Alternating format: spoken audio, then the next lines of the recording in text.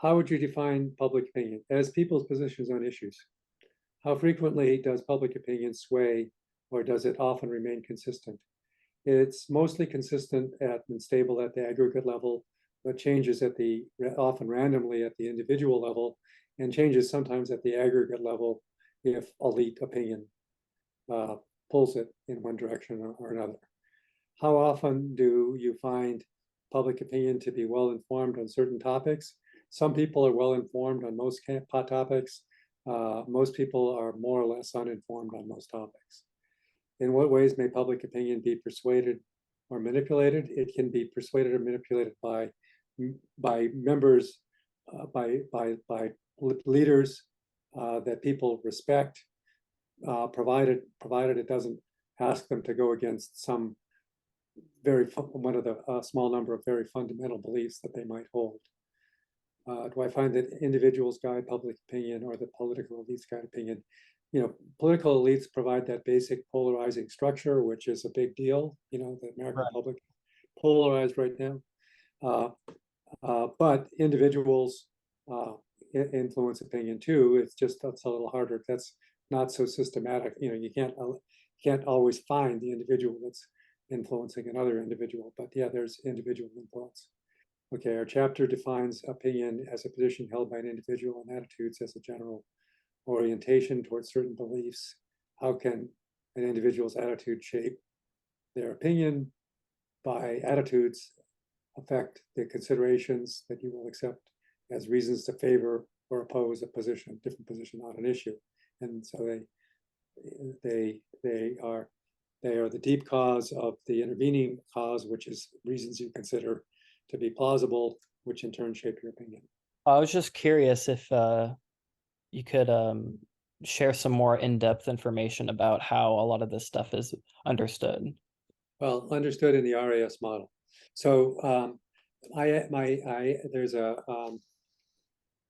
I say every opinion is the marriage of information and of values and information. Values to determine a stance on the position object, and information to figure out what the relevant policy options and information is. And I argue that people go around collecting information, reasons to favor one side or the other, on a kind of a somewhat random basis.